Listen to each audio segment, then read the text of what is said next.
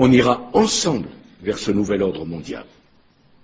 Et personne, je dis bien, personne ne pourra s'y opposer.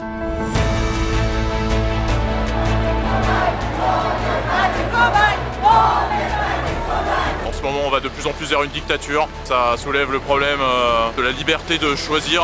Je crois que notre génération doit savoir que la bête de l'événement est là. Il est temps de travailler ensemble à l'avènement d'un nouvel ordre mondial. Nous utiliserons notre pouvoir pour les rendre dociles et faibles. Ils grandiront en étant déprimés. Nous parlons de cet homme blessé lors d'une manifestation samedi dernier. Il a vraisemblablement été visé par un tir de LBD. Nous utiliserons la peur comme notre arme.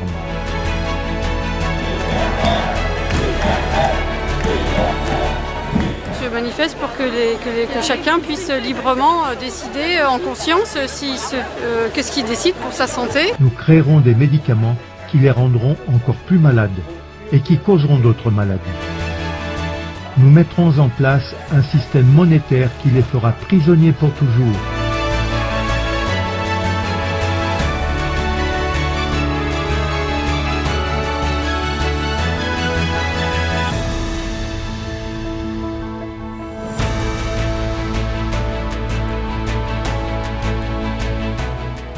Mesdames et messieurs, frères et sœurs, bienvenue à notre étude du livre de Daniel, chapitre 1 aujourd'hui, du verset 6 au verset 8, la résolution du cœur.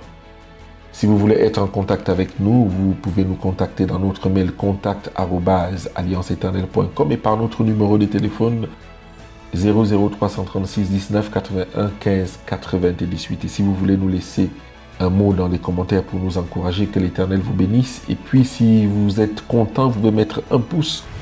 Le pouce sert à faire en sorte que la vidéo soit partagée au maximum et la cloche de notification pour que vous puissiez recevoir nos prochaines vidéos.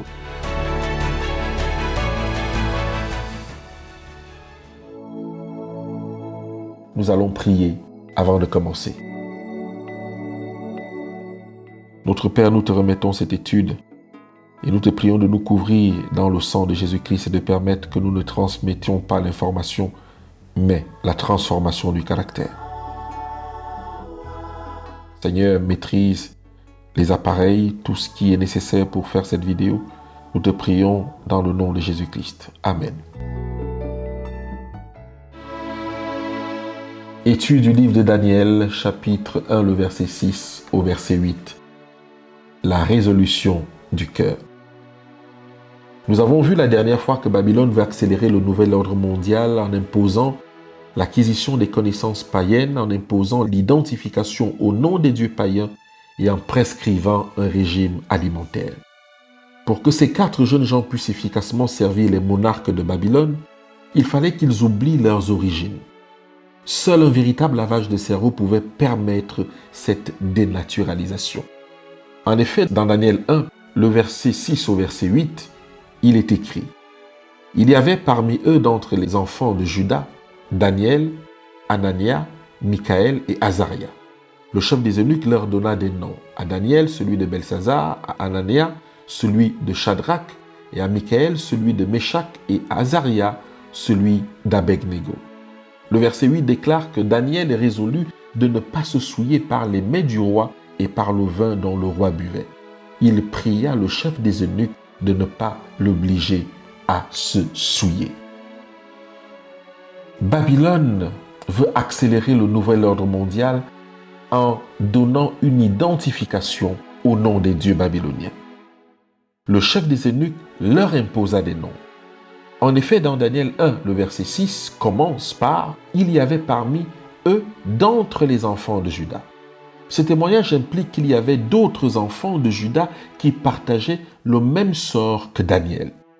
Cela est important de faire cette remarque pour la suite, car cela voudrait dire que tous les enfants de Juda de race royale et de famille noble qui étaient à la cour du roi de Babylone auraient pu vivre la même expérience spirituelle que Daniel et ses compagnons.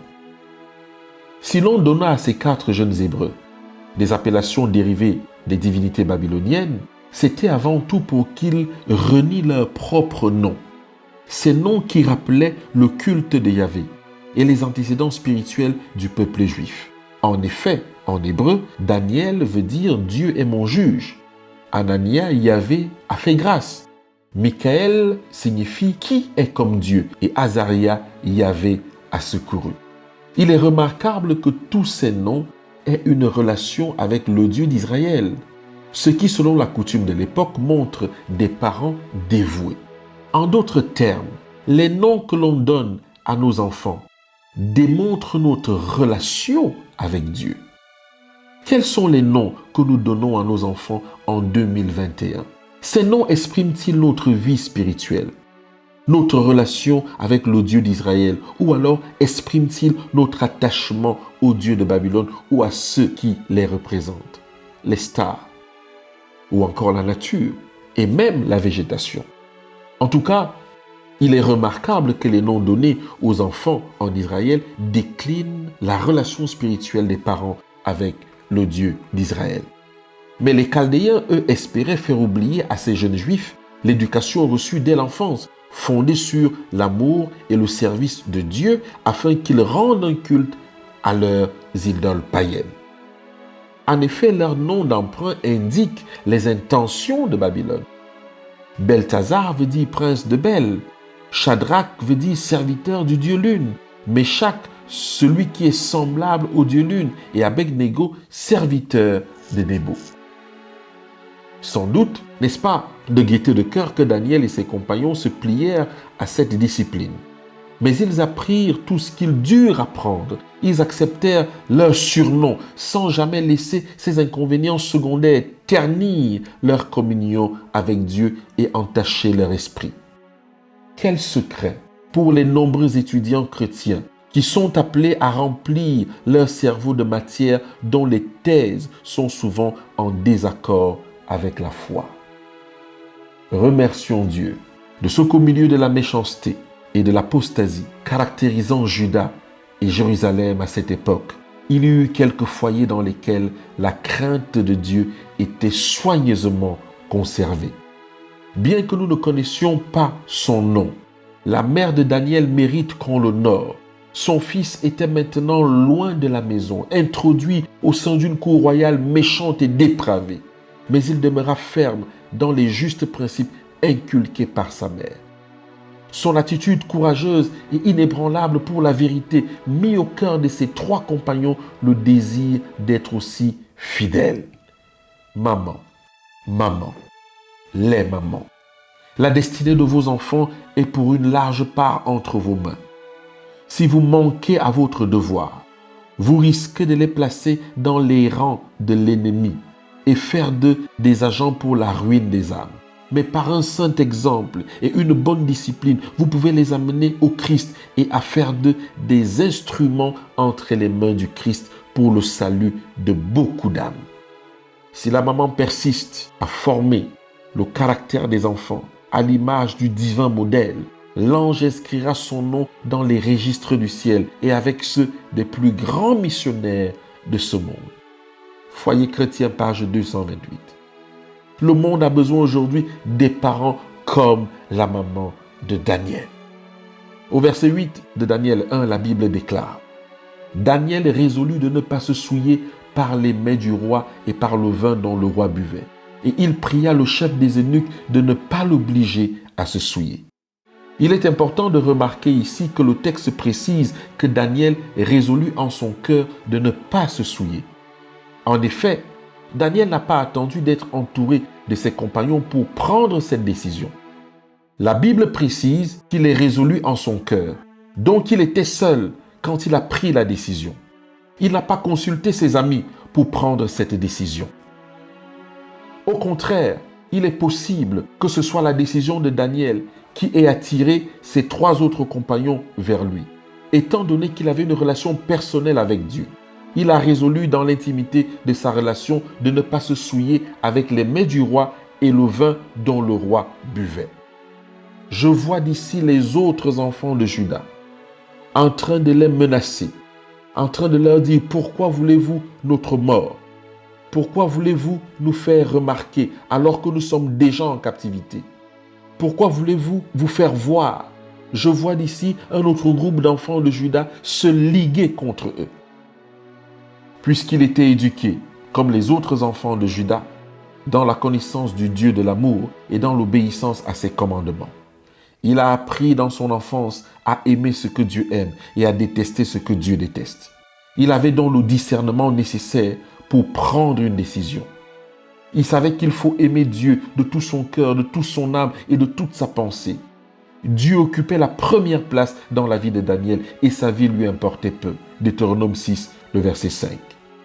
Dieu attend des hommes et des femmes de la dernière génération qui ont une relation sérieuse avec lui de prendre des décisions individuelles qui deviendront plus tard des décisions corporatives puisque plusieurs de ceux qui sont éclairés les suivront. Dieu attend des hommes et des femmes de la dernière génération d'être des meneurs de ceux qui se placent devant pour la grande bataille et qui galvanisent les autres comme Daniel, comme Joseph, comme Paul et comme David. Cependant, lorsque le roi prescrivit aux jeunes captifs le vin et les viandes de la cour, Daniel ne put s'y soumettre. Cette nourriture avait probablement été sacrifiée aux idoles. Or, Daniel ne voulait pas communier avec les démons. Ce que l'apôtre Paul écrira 7 siècles plus tard aux Corinthiens était déjà de mise. 1 Corinthiens 10, le verset 19 à 22 dit « Que dis-je donc? Que la viande sacrifiée aux idoles est quelque chose ou qu'une idole est quelque chose? Nullement. Je dis que ce qu'on sacrifie, on le sacrifie à des démons et non à Dieu. Or, je ne veux pas que vous soyez en communion avec les démons. Vous ne pouvez boire la coupe du Seigneur et la coupe des démons. Vous ne pouvez participer à la table du Seigneur et à la table des démons. Voulons-nous provoquer la jalousie du Seigneur? Sommes-nous plus forts que lui? De plus, ces viandes et ce vin n'étaient-ils pas une expression de la luxure et de la corruption profonde en cette cour où toute moralité était jetée par terre? Aussi, ce n'est pas par fanatisme ou par souci diététique uniquement que Daniel refusa de se souiller avec les mets du roi. Il savait qu'en les acceptant, il aurait laissé l'esprit chaldéen s'introduire dans le sanctuaire de sa personnalité. Quelle est donc l'influence du vin et de la nourriture dans notre spiritualité? Dieu attache-t-il une importance à ce que nous mangeons ou à ce que nous buvons? La Bible déclare dans 1 Corinthiens 10, le verset 30. « Soit donc que vous mangez, soit que vous buviez, soit que vous fassiez quelque autre chose, faites tout pour la gloire de Dieu. » Nous ne pouvons pas empêcher le monde et ses souillures de nous envelopper, mais nous pouvons interdire au péché de pénétrer en nous. Notre génération attend de voir des chrétiens décidés que la franche séparation d'avec le monde n'effraie pas, qui haïssent toute souillure, de quelque nature qu'elle soit, qui refusent d'emprise du mal dans le domaine des pensées comme dans celui des actes. Cette attitude d'intégrité, nous la retrouvons dans l'Ancien comme dans le Nouveau Testament. Elle caractérise les disciples de l'Église primitive et tous les héros de la foi. Au seuil du retour du Christ, Dieu cherche encore des chrétiens qui sortent de la masse, qui ne touchent pas à ce qui est impur, qui haïssent les ténèbres et condamnent Bélial. N'est-ce pas à eux que le Père réserve un accueil spécial? Dès les premiers jours de sa formation, il est déterminé à honorer Dieu. Il est résolu de ne pas se souiller par les mets du roi et par le vin que le roi buvait. Pourquoi attacher autant d'importance à la nourriture? N'est-ce pas simplement un élément extérieur et périphérique à la foi? Par ailleurs, le jeune hébreu ne semble refuser ni la formation littéraire, ni l'enseignement de la culture babylonienne. Il semble accepter aussi le nouveau nom qui lui est donné. Daniel sait que les options sont limitées dans le monde de l'uniformisation de l'empire babylonien. Un homme sage, il s'adapte au nouveau contexte qui lui est imposé, sans pour autant vendre son âme pour sauver sa propre vie, ni même faire violence à sa conscience. Daniel se concentre sur son comportement. Ce que les autres font est secondaire. Il ne peut pas contrôler la vie des Babyloniens. Il ne peut pas les empêcher de l'appeler par un autre nom. Peu importe ce qu'ils disent de lui, il sait qu'il s'appelle Daniel et que son nom signifie « Dieu est mon juge ». Il sait que Dieu ne l'abandonnera jamais et que les fidèles sont entre les mains du Tout-Puissant, quelles que soient les circonstances. Daniel ne refuse pas non plus l'apprentissage de la nouvelle langue, ni les leçons sur des valeurs babyloniennes. Apprendre ne signifie pas approuver. Il sait que toute vraie sagesse ne se trouve qu'en Dieu, comme il affirme dans sa louange au chapitre 2, le verset 20 à 23. Pourquoi attacher tant d'importance à la nourriture?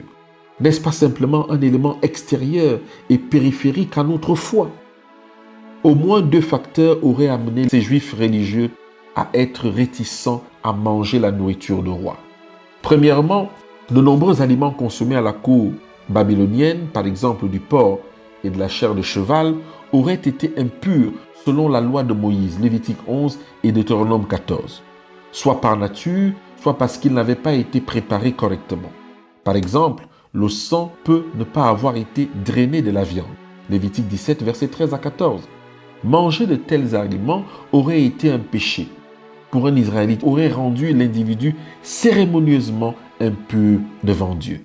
Deuxièmement, la viande et le vin auraient été indésirables parce qu'une partie de ceux-ci était au moins ou parfois, sinon toujours, offert d'abord au sacrifice aux dieux babyloniens avant d'être renvoyé au roi et était donc associé au culte idolâtre. Voilà donc les raisons pour lesquelles il était difficile à Daniel de manger la nourriture qui venait de la table du roi et de boire le vin qui venait de la table du roi. Quelqu'un a dit que nous sommes ce que nous mangeons. Et souvent, ce que nous mangeons influe dans notre spiritualité. Contrôler ce que nous mangeons, c'est entrer dans le conflit cosmique qui oppose Dieu et Satan et dont nous sommes le trophée. En effet, Jérémie 51, verset 7 le précise. Babylone était dans la main de l'Éternel une coupe d'or qui enivrait toute la terre. Les nations ont bu de son vin. C'est pourquoi les nations ont été comme en délire. Pour le nouvel ordre mondial, le monde nous propose une façon de manger. Mais gloire soit rendue à Dieu parce qu'il n'est pas resté muet sur ce sujet.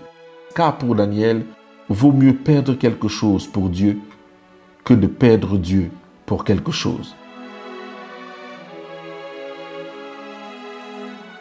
Dans la prochaine étude, nous verrons ce que Dieu nous conseille dans ces temps de la fin, en termes de régime alimentaire. Car, de même que le Seigneur collabora avec Daniel et ses compagnons, de même collaborera-t-il avec tous ceux qui s'efforcent de faire sa volonté. Et par le don du Saint-Esprit, il encouragera toute intention sincère, toute noble résolution. Ceux qui suivent le sentier de l'obéissance se heurteront à de nombreux obstacles. Des influences subtiles et fortes pourront les entraîner vers le monde, mais Dieu est capable de faire échouer tous les moyens mis en œuvre pour faire tomber ses enfants. Par sa force, ils surmonteront toutes les tentations, vaincront toutes les difficultés.